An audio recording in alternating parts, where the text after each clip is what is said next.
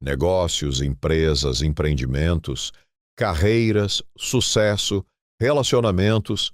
Não faltam livros e recomendações.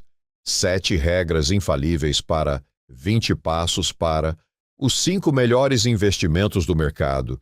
E o 5º vai te surpreender. E você ainda fica pendurado no post até o fim desta besteira. Pena que há muito mais dicas de sucesso do que gente de sucesso. Por que para alguns dá certo e para outros não? Por que alguns negócios decolam, outros nem saem do hangar? A Vogel convida para esta nova série Code and Core, o código e a essência por trás dos líderes. Aqui convidaremos gente que tem verdadeiro sucesso para apresentar. Gente cujos negócios e carreira indicam conhecimento, resiliência, mais acertos do que erros, e erros que os fizeram aprender. Gente que mostra ter achado o segredo, o código, the code. Gente que também mostra conteúdo, ética, ponderação e firmeza em decisões e relacionamentos. Gente que tem essência, que tem coração, que tem algo dentro. The core. Gente de carne e osso, material do qual todos somos feitos, e gente que tem algo a contar. Venha com a gente.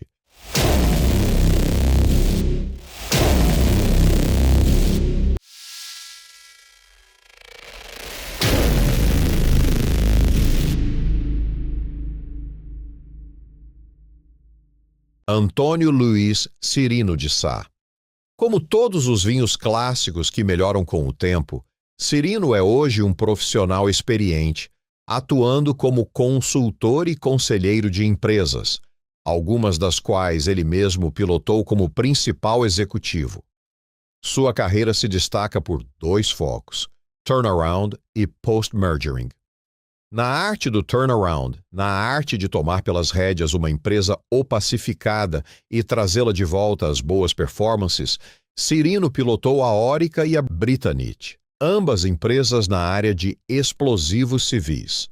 E na arte do post-mergering, na arte de administrar uma empresa recém-negociada, com todo o clima de incerteza normalmente reinante, podemos listar as mesmas 2 empresas, a Orica como sucessora da Explo e a Enaex como sucessora da Britannic. Em ambas empresas, Cirino teve mandatos bastante longevos. Antes disso, teve passagens importantes pela Moinho Santista e Tintas Coral. E é sempre importante dizer, Cirino nunca deixou de dar atenção à sua vida pessoal e familiar. Segue casado com Flávia, com quem tem 3 filhos. Helena, Raquel e João, todos já crescidos e traçando cada qual sua história profissional. Nós da Vogel, que atuamos com fusões e aquisições, sucessões e repaginamento de empresas, sabemos como estas missões são espinhosas e difíceis e requerem arte e magia em sua condução. É por isso que queremos ouvi-lo e conhecer melhor seus segredos, o código e a essência por trás desta história.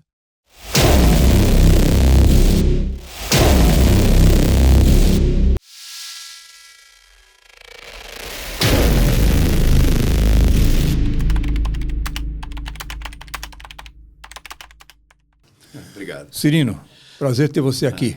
Bom, o prazer é meu, eu te agradeço muito o convite, é uma oportunidade muito legal, inclusive, de voltar a conversar com você e te rever de uma maneira muito tranquila, né? Então, rememorando um pouco as conversas que a gente tinha dentro da Coral, ou quando a gente voltava de carona ou ia de carona para a empresa. E depois, a tua passagem lá pela Enaex, que não era Enaex na época ainda. Era ainda Britannic. Ainda era Britannic. Depois você, e como você falou, como concorrente. Eu espero que a concorrência não seja o problema hoje.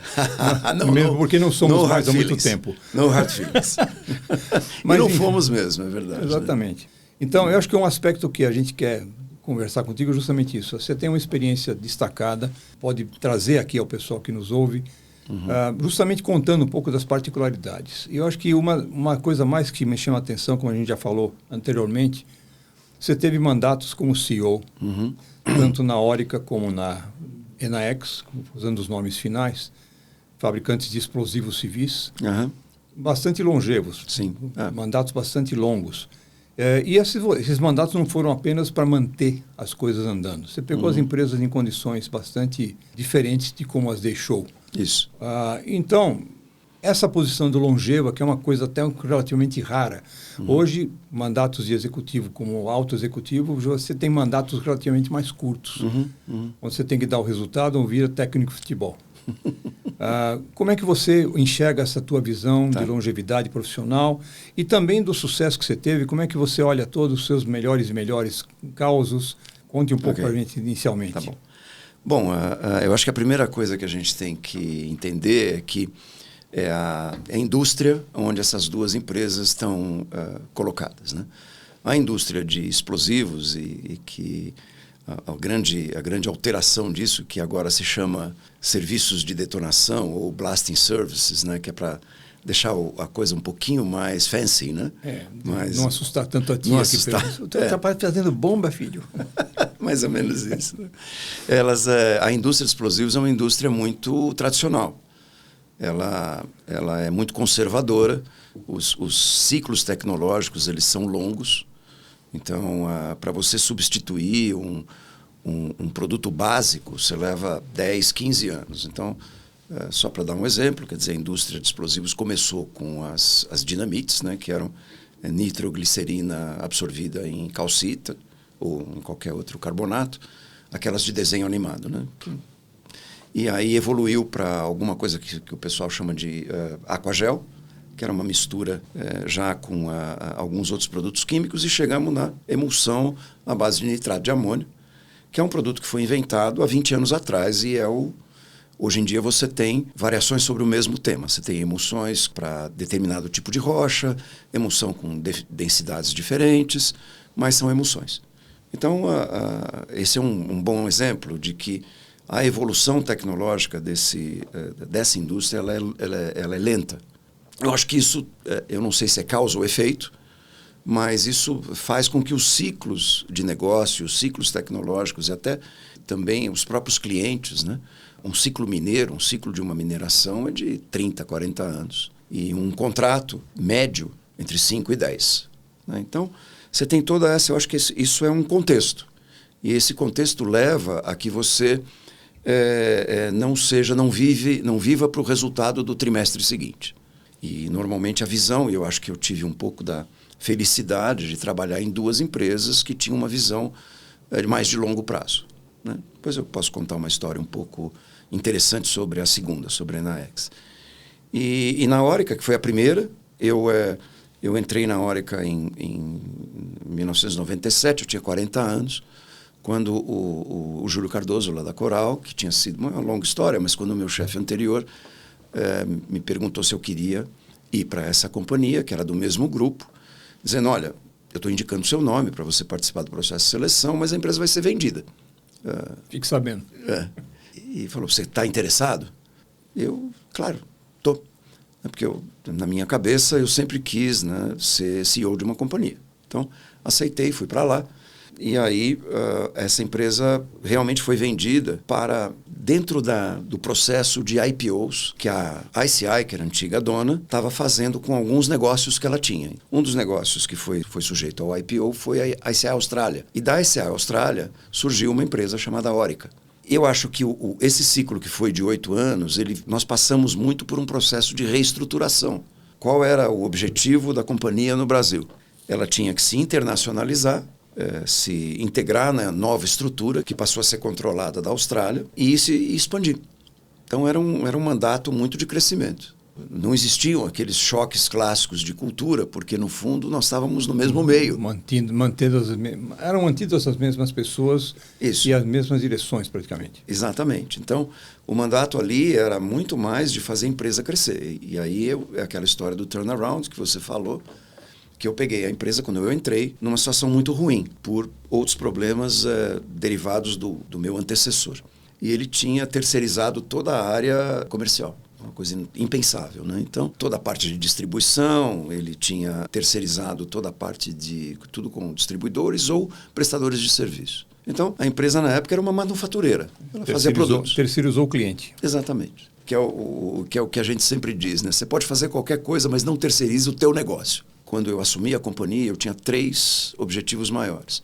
Fazer um reinsourcing, trazer todo mundo de volta, reestruturar a companhia, melhorar muito os níveis de segurança, que é um valor, né, essencial para uma empresa desse tipo. Explosivos. Né? Você está muito exposto ao risco. A história das empresas de explosivos está cheia de empresas que desapareceram depois de um acidente sério. Como a gente costuma dizer nesse setor, safe business is good business. Isso é uma coisa que eu dei muita atenção para melhorar os padrões. E depois também a parte de qualidade de produto. Isso podem parecer coisas banais, mas é que uma falha de produto numa operação mineira, você pode interromper a produção de uma mina durante 2, 3 dias. E isso é absolutamente impensável. Eu dediquei muito tempo a fazer isso, a fazer essa estruturação básica. Depois, eu coloquei a companhia na direção do mercado externo. A empresa cresceu bastante. Em 2006, no final desses 8 anos, houve uma grande mudança organizacional. Eu tenho certeza que você já ouviu falar disso, da famosa organização matricial, com a qual eu não me dei bem. E acabei saindo por divergências muito sérias com o meu chefe. Minha experiência com organização matricial é que quem tem 2 chefes opta por um.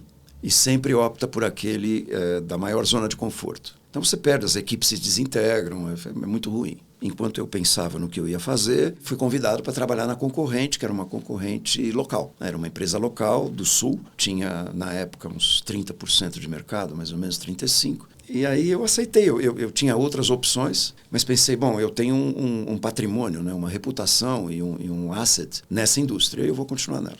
Eu acho que eu tive diversas empresas dentro da mesma empresa. Eu fui CEO de diversas empresas. Então, eu fui CEO de uma empresa local durante os 6 primeiros anos, onde eu fiz um outro turnaround.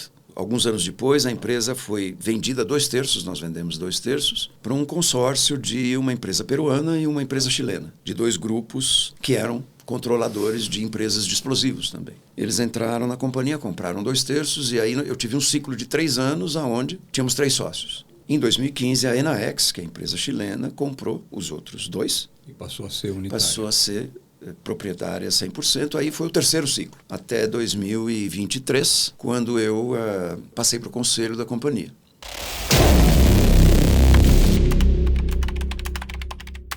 Os executivos vivem de resultado. Uhum. O bom lado do explosivo é que é uma indústria um pouco mais conservadora, mas basicamente os resultados são os mesmos. Assim. Ele é um processo também pressionado. Você Sim. vive sob uma eterna pressão Sim. para trabalhar, mas de qualquer forma, você encontrou 2 empresas que estavam sofrendo os efeitos. Em cada um dos casos você encontrou soluções diferentes. Alguma chave específica ou cada caso um caso? Nos 2 casos, as 2 primeiras coisas que eu fiz foi criar 2 comitês.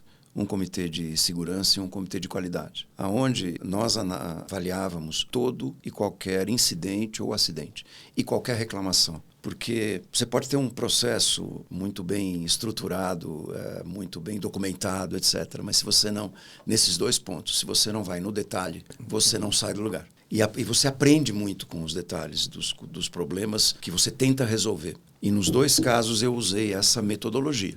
Do ponto de vista de métricas, fiz um bom trabalho na Orica, que foi a primeira posição como CEO, mas o trabalho que nós fizemos na Enaex foi espetacular. Nós introduzimos na Enaex a cultura do dashboard. Toda a diretoria e qualquer executivo que venha falar comigo, ele tem o dashboard da área para a qual ele é responsável. E dentro desse dashboard ele tem os indicadores que ele usa para fazer a gestão da área. E um conceito que eu introduzi lá é que indicadores são bons, você tem que entender o que eles dizem, eles têm que ser robustos, ou seja, a fonte do indicador é uma só, para evitar aquelas histórias de reuniões em que você mostra um número, aí o outro fala, não acredito nele. O meu número não é esse, né? Ele tem um outro. Então, tudo tem a mesma origem, a origem que era a contabilidade, a grande maioria.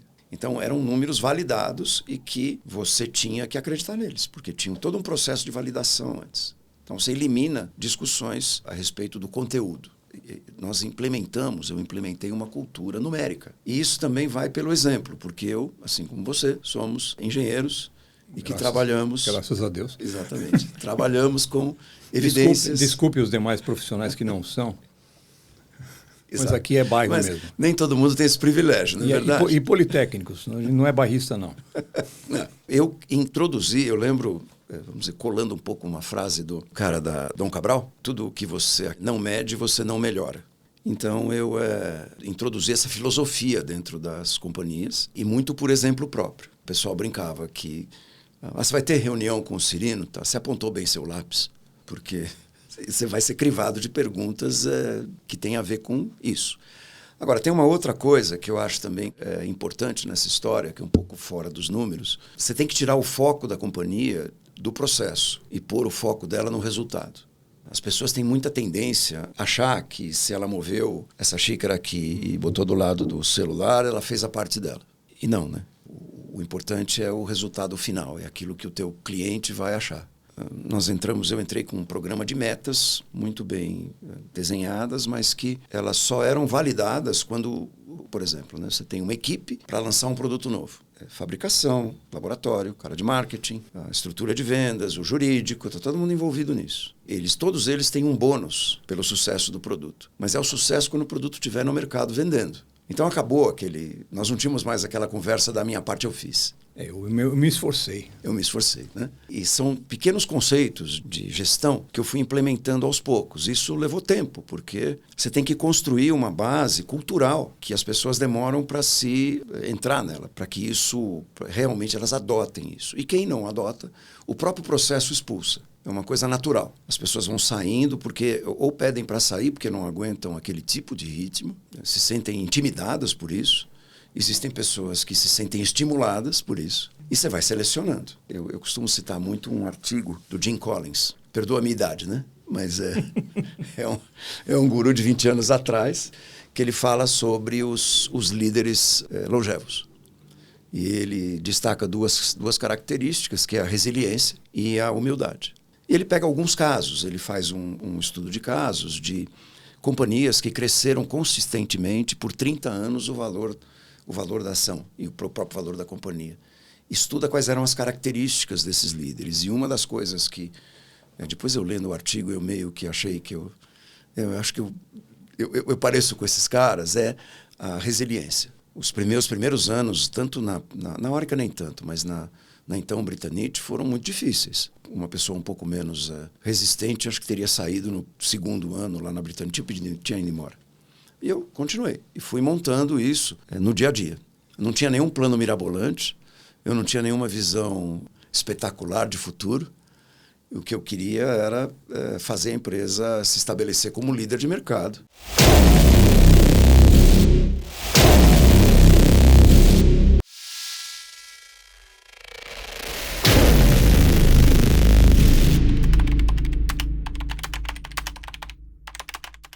A vida é feita de negócios reais, com executivos reais, com profissionais reais, e não só de super-homens, né? Você está lidando com gente.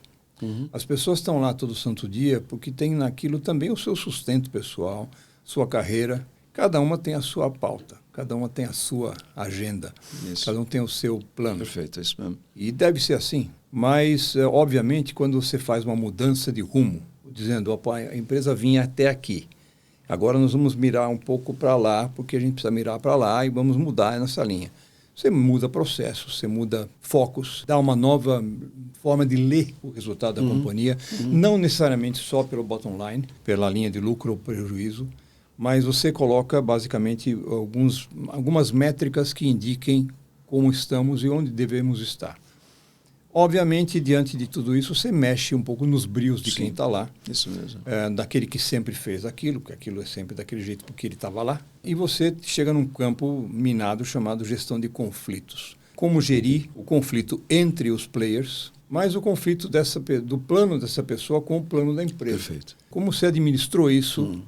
Bom, eu acho que você tem, no que você falou, tem duas partes. São duas perguntas. Tem sim. duas perguntas. Uma é o conflito entre pessoas. E a outra é o conflito da agenda pessoal com a agenda da empresa. Os vetores da empresa com o vetor da pessoa. Eu vou começar por esse. Eu tinha, nos dois casos, eu tinha uma visão muito clara de onde eu queria chegar. E eu não hesitei um momento em trocar as equipes até chegar aonde a gente precisava. Os executivos de segurança lá da Enaex, eu troquei 3 vezes, até chegar numa pessoa que eu entendia que tinha capacidade para fazer o plano que eu queria fazer. O diretor comercial da Enaex, eu tinha um plano de segmentação de mercado. Até antes disso, né, o mercado era o famoso one size fits all, né? Ou seja, não importa se você é uma pedreira pequena, uma grande mineração, uma construtora, o que eu tenho para te oferecer é isso aqui. Eu tinha um plano muito claro de como eu queria segmentar o mercado. Eu tentei com o executivo que estava lá, e ele não conseguiu e resistiu a isso. Eu troquei por um outro que queria fazer, mas não conseguiu. Aí eu peguei um terceiro que botou aquilo de pé em 6 meses, porque tinha exatamente a mesma determinação que eu e entendia o problema da forma que eu entendia. Às vezes você tem que fazer isso, ou seja, você tem que saber escolher a tua equipe e você não pode transigir em aspectos essenciais do negócio, né? Como segurança, posicionamento de mercado, a própria parte industrial, também mexendo nos perfis. Né? Porque as minhas experiências anteriores mostram que se você faz um grande programa de mudança cultural e se você não troca as pessoas, não funciona. Um dia você sai e fazer uma analogia, o mecanismo volta. O mecanismo vai te comer, ele vai te engolir. Isso me faz lembrar uma frase de um professor que eu acho que deu aula para mim, não sei se deu aula para você na Poli, chamava Trajano. Ele dizia que a inteligência é vetorial, a incompetência é escalar. E ele dizia com que sentido? Os vetores podem se cancelar, mesmo que tenham um módulo forte. Mas se eles não tiverem uma direção e sentido adequados, eles se cancelam entre si. Infelizmente, a incompetência não se cancela, ela só se soma. Então, quando tem pessoas incompetentes, que nessas incompetentes eu acho que se refere a pessoas que estão lá para só manter o sustento, para sobreviver, pessoas que estão lá sem colocar muita cor na coisa. Essas pessoas só se somam nisso. E às vezes podem ser até úteis, mas na prática fica complicado. Agora, os vetores se cancelam. Verdade. Eu acho que você tem um profissional que não está alinhado com os objetivos que você quer para a empresa, vai dar pau de cara. Você tem um cara lutando contra o vetor para onde você quer levar. E você tem diversas razões para isso, né? Então, às vezes, a pessoa não quer, vamos dizer, subir dentro do seu ônibus porque não gosta daquele modelo. Acha que aquilo não vai funcionar. Você tem gente que não quer entrar porque sabe que vai perder poder e não quer o teu sucesso e está jogando contra nos bastidores. E tem aqueles que têm medo da mudança. Esses você pode até tentar convencê-los. E eu passei por isso de uma maneira muito forte dentro da Britannic, e já era aí na Ex. Eu tive a paciência e entra a resiliência, né? Porque para poder implementar esse sistema, eu tinha que demitir o diretor comercial, que era oriundo do sócio anterior, do dono anterior, que era sócio naquele período dos 3 sócios. Eu esperei aquilo terminar. Quando a Enaex comprou, eu fui conversar com os executivos da Enaex, expliquei o que estava acontecendo, mostrei o programa, falei, é isso aqui que nós queremos fazer, mas com esse cara não dá. Ele vai ter que ser... Aí me deram carta branca, falando, vai em frente. Isso me leva a uma outra pergunta interessante. Às vezes, o conflito não está apenas na equipe que se encontra sob teu comando, mas o conflito, às vezes, está no corpo de acionistas. Empresas familiares é muito comum. Queria ver o teu ponto de vista sobre isso. Esses 3 anos, a empresa estacionou. Eu tive muita dificuldade, porque os 3 interesses eram muito diferentes, né? Os brasileiros tinham vendido 2/3 da companhia. Eu me lembro bem porque eu estava na concorrência naquela época, isso foi muito frutificante para nós. Ainda bem, né? Passou um tempo, depois passou. Exatamente. A Enaex veio e começou a soltar o custo dela. É isso, né? Botou nitrato à disposição. Mais ou menos. É uma longa história. Né? Não podemos falar. Então, não. Mas durante esses 3 anos, onde eu tive respondia para 3 pessoas, né? Quer dizer, tinha um board com 3 sócios, os interesses eram muito diferentes e nós não a gente progrediu muito pouco. Eu entrei num modo, eu sabia que aquilo tinha fim, porque aí fazendo um pouco de parênteses na história, eu tinha muita certeza que o sócio correto, ou o dono correto para a companhia, muita convicção de que o dono correto para a companhia era a Enaex. E eu me aproximei muito deles. Era uma questão de afinidade, inclusive, com o chairman do grupo, com o CEO global. E aí eu levei 3 anos em modo de sobrevivência, ou seja, mantendo o negócio funcionando e tentando administrar os conflitos entre os 3. E de que maneira eu fiz isso? Eu tinha resultados razoáveis, não eram ruins, eram razoáveis, me mantendo muito na linha da formalidade. Essa foi a minha escolha. Quer dizer, tudo aquilo que tinha que ser decidido na mesa do board, e as decisões tomadas lá não podiam ser modificadas até a próxima reunião do board ou uma reunião extraordinária. Então eu levei muito no rigor da governança, porque era meio que uma forma de sobrevivência, né? Porque eu não podia entrar no conflito, que não era explícito, né? Eram posições educadamente discutidas, né? Entre 3 grandes grupos empresariais. É isso. Agora, você falou também de gestão de conflitos internos entre executivos e tal. Para mim, a única solução que tem é franqueza e comunicação assertiva, né? Então, eu tenho um problema com você. Normalmente, eu tentava entrar de mediador. Às vezes conseguia, às vezes não. E tentar colocar os pontos de vista das pessoas e decidir. Até o momento em que você tem um impasse, eu tinha que entrar e decidir. Olha, nós vamos fazer desse jeito, lamento muito, terminou a história aqui. E vamos em frente.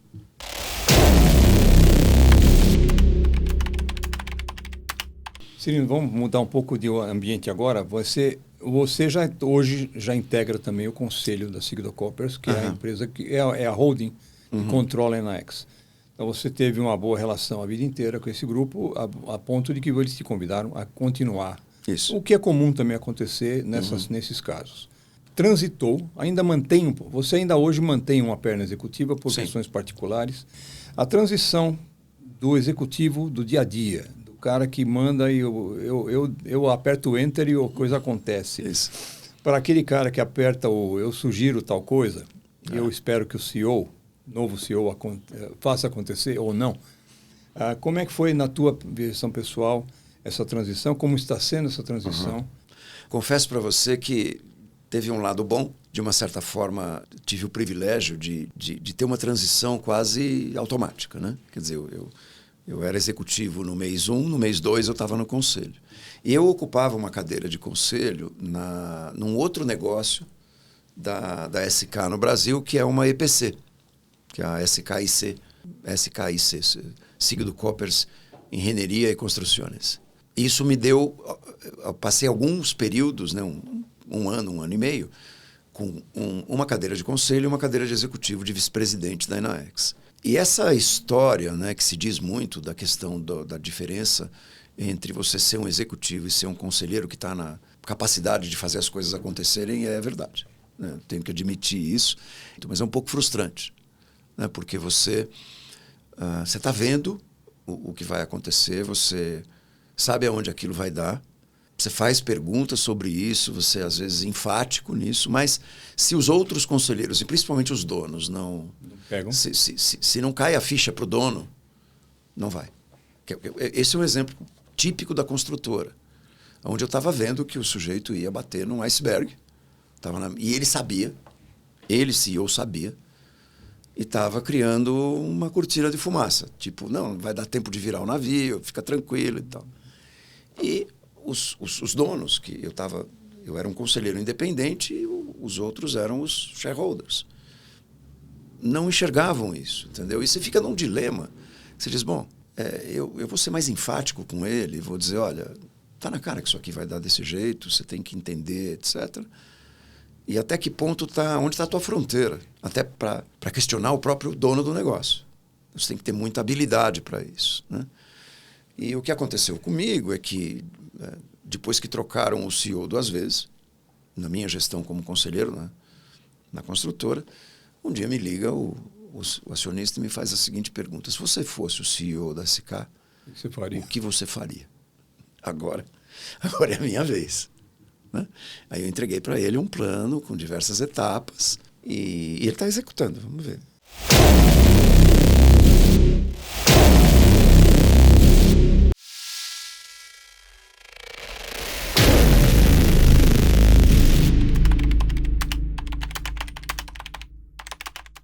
O que faz um conselheiro? Para que serve um conselheiro? Interessante sua pergunta, porque eu acho que isso pode ser aplicado já para as empresas que já têm conselho. eu acho que tem um viés de curto prazo nas conversas, normalmente. As reuniões de boards, elas sempre estão olhando, o horizonte de planejamento é curto. Sobretudo no Brasil, que é um país imediatista. Então você vê que as conversas falam sobre o CAPEX do ano em curso ou do próximo ano. Existe muita deficiência da visão de mais longo prazo e da visão que a gente costuma dizer, da visão sistêmica, né? Ou seja, quais são os fatores extra-negócio que podem afetar o negócio. Por um exemplo, no negócio de explosivos, você é um negócio extremamente sensível a questões geopolíticas. Então, você vê, uma das matérias-primas que você conhece, que é o TNT, é hoje uma matéria-prima que subiu 5 vezes de preço desde que explodiu a guerra na Ucrânia. Não tem muita saída. Quando estava na gestão, tentei convencer o pessoal da Inaex de fazer uma planta de TNT no Brasil ou em algum lugar da América Latina. Porque eu estava vendo que aquilo ia acontecer. Eu tenho um paper de 5 anos atrás em que eu dizia que isso deveria ser feito. Então, eu acho que o papel do conselheiro, até para essas empresas médias, é levar essa visão de longo prazo. Não precisa ser detalhado, ou seja, olha, por exemplo, esse que estou te dizendo, olha, teve uma guerra, nós temos 2 matérias-primas sujeitas a isso, o que nós vamos fazer? Ah, mas a guerra não vai demorar. Vamos analisar se ela vai durar ou não vai durar? Se ela durar ou não, qual vai ser a consequência? Exatamente. Existe uma tendência do curto prazo, mesmo nos próprios conselhos. Concorda que podemos dizer também que o conselheiro pode funcionar como poder moderador? Também. Ao ouvido do dono. Sim. Né? Sobretudo quando o dono não está na gestão. Mas aí é uma relação de confiança, né? Sim. Que você vai ter que construir com algum tempo. Até que ele aceite, né? Que exista alguém que pode ser o moderador das questões. Isso é uma questão de tempo, a gente aprende na prática. Né? Não só aqui, qualquer lugar fora do país também, a função do conselheiro é uma espécie de... Eu pelo menos tenho isso para o meu consumo. É difícil para você, pessoalmente, circunscrever-se a um novo contrato, que você não está no volante do carro, mas você está de passageiro. Se alguma coisa acontecer, se você está, sobretudo, num deliberativo... Exatamente, no conselheiro estatutário. Exatamente. Aí você está no carro e qualquer coisa que acontecer, você está lá dentro. Verdade. Agora, o consultivo é um pouco mais fácil nesse aspecto fiscal. Sentido, Mas seja como for, vamos dizer... É meio frustrante se você não vê a sua influência nas questões.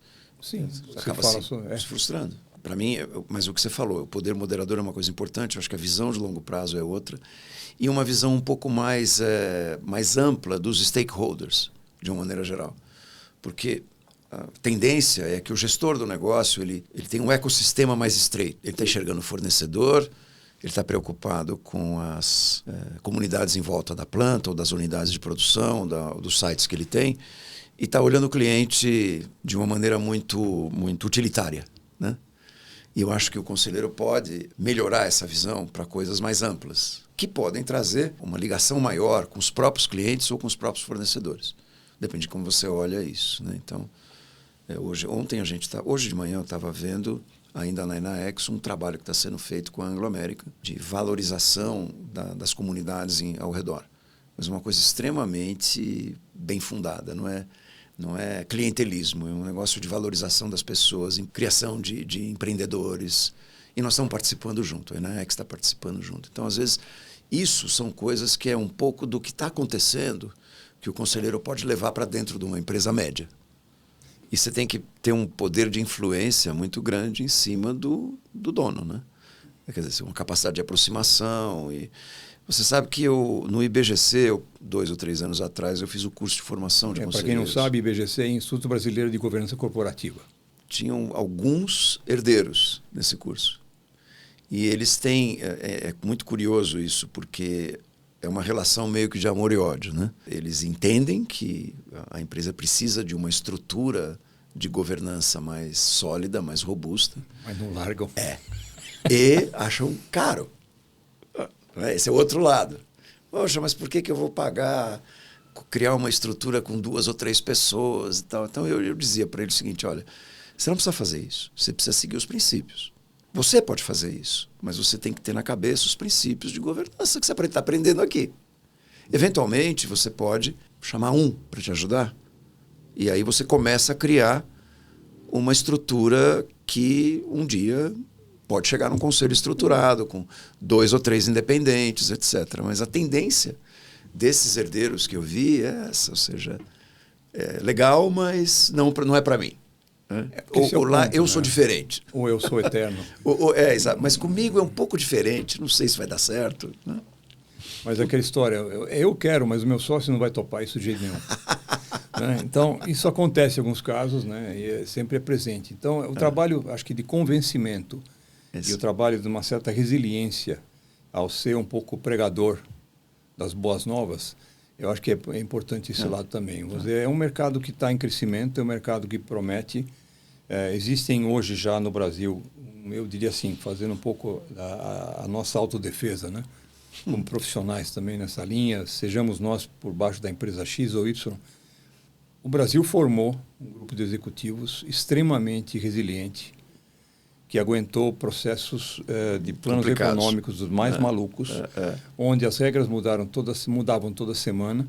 E esse pessoal, esses executivos dos mais diversos caminhos, sejam comerciais, industriais, sejam financeiros, RH até, esses executivos se acostumaram a saber quando apostar no médio prazo, quando apostar no longo prazo e quando apostar agora, muda já, porque agora é sério. Então, e saber conviver com alterações bruscas, né? Eu me lembro quando estava na Orica ainda, isso é uma passagem interessante, eu levei 1 ano e meio, 2 anos para deixar a empresa legal. Então nós tínhamos lá, íamos fechar o ano com resultado bom. Eu não me lembro, acho que foi em dezembro, janeiro do ano seguinte, que teve a maxi do governo do Fernando Henrique. Então, o que aconteceu?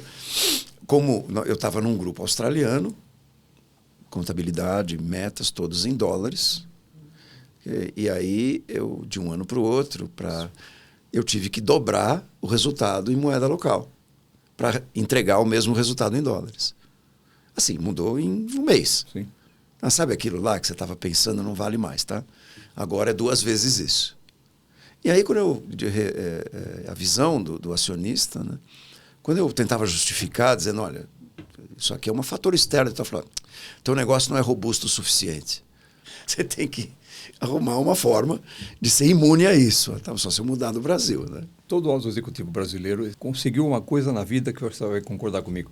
Conseguiu controlar os seus impulsos homicidas. Há muitos controladores, sobretudo externos, quando não tem a mínima noção do que acontece num país inflacionário. É isso mesmo. E a mesma coisa acontece assim. Quer dizer, eu tenho hoje algumas aventuras em outro país da Ásia que experimenta uma situação econômica parecida com a do Brasil tempos atrás.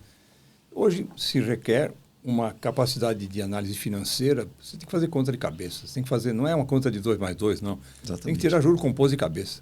Eu acho que a capacidade que você tem a criatividade, a capacidade de mudar de rumo no curto prazo, o executivo do Brasil é muito bom nisso.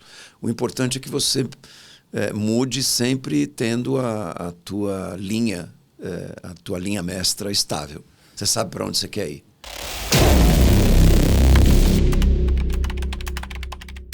Da tua carreira como um todo, né? Todo o processo que você viveu, teu momento profissional agora, que tua carreira não acabou ainda, o que você mais destaca? Eu acho, em primeiro lugar, é a capacidade que eu tenho de assumir riscos. Riscos pessoais, inclusive. Quer dizer, desde o primeiro, quando o Júlio falou para mim, olha, a empresa vai ser vendida. Você topa ir para lá? Eu assumi um risco razoável. Eu podia pensar, bom, mas se ela for vendida amanhã, eu tenho um dia numa cadeira de CEO, o que vai acontecer? Por um exemplo. Eu falei, olha, você quer saber? Eu estou entrando numa... Eu quero uma experiência nova, era o que eu sempre quis, eu vou topar. Antes disso, a capacidade de não rejeitar, e que tem a ver com riscos, de não rejeitar oportunidades.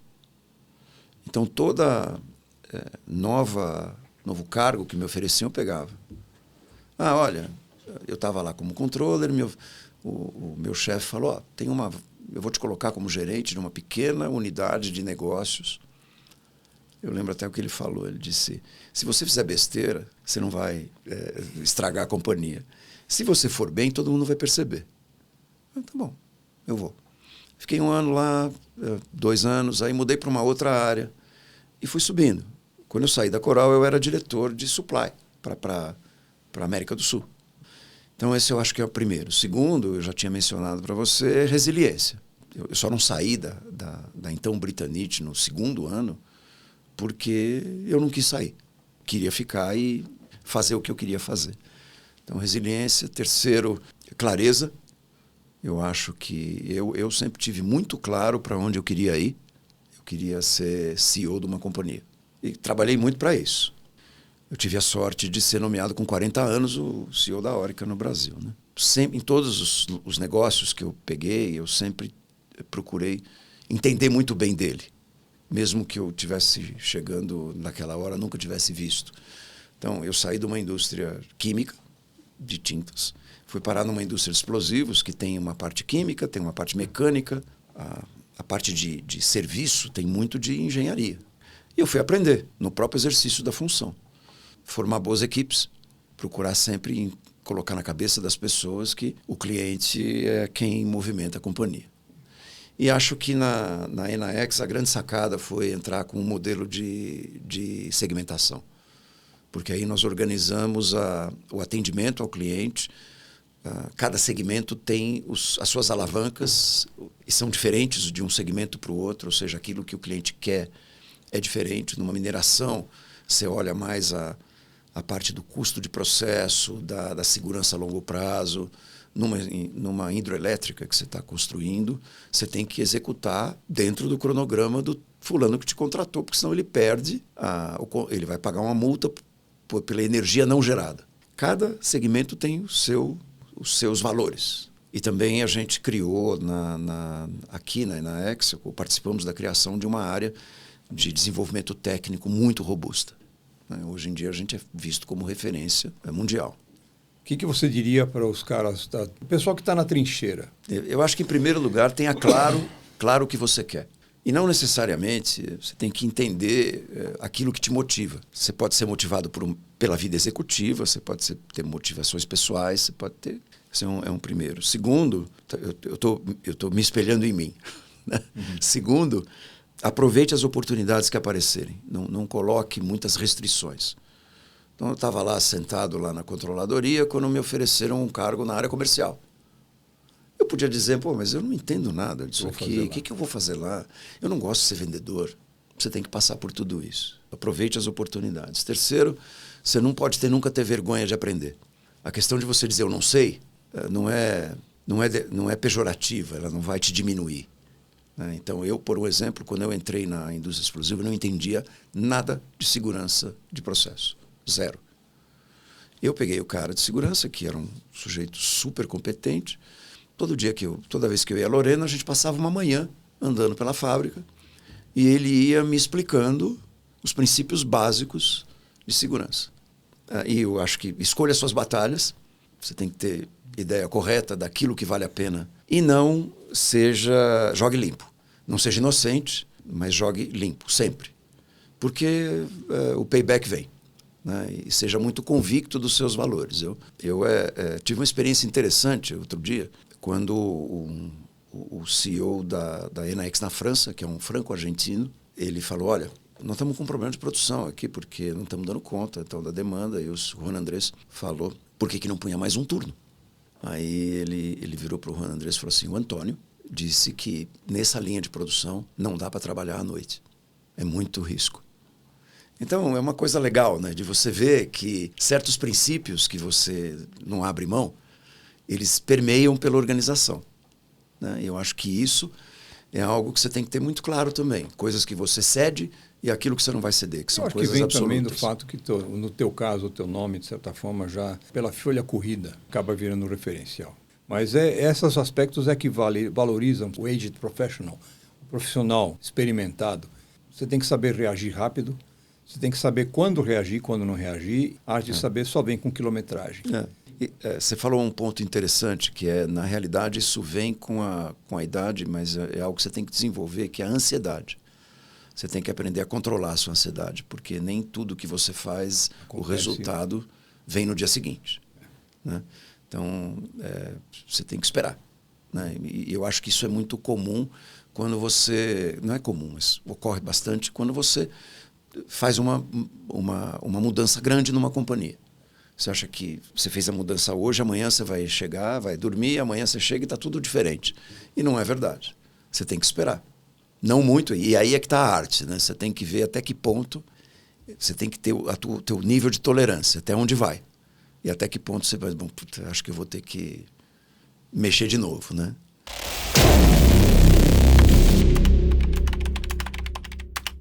Eu só tenho que te agradecer Imagina, pelo tempo que você dedicou a estar com a gente aqui hoje. É enriquecedor para mim, que eu tenho o prazer de estar falando com quem eu já fui colega de trabalho, concorrente, trabalhamos juntos, trabalhamos separado. E eu não posso mentir, né? Porque você sabe. Mas eu acho que o ponto central é justamente isso. Eu acho que o que você falou também. Eu acho que o mercado de trabalho não é tão impessoal assim. Quer dizer, apesar de toda a nossa história, a gente já ter vivido em trincheiras opostas um certo tempo, ou na mesma trincheira, a amizade fica, o respeito fica, e sobretudo fica o fato, você conhece o profissional, sabe o que ele é capaz de fazer, você acaba falando assim, vamos ouvir esse cara. E assim funciona. Eu acho que isso é valor, é o que eu volto a falar. Essas relações, o mercado de trabalho também te enriquece, porque você desenvolve relações que não ficam, que duram muito mais do que poucas estações. É verdade. Esse é o aspecto principal. E eu fico feliz e honrado de ter Obrigado. Teu nome entre aqueles que eu fico, volta e meia, a gente volta a falar de vez em quando, troca um WhatsApp aqui e ali, nem que seja falar besteira. É verdade. Faz parte. Cara, obrigado, viu, pela entrevista, pela oportunidade, muito bom.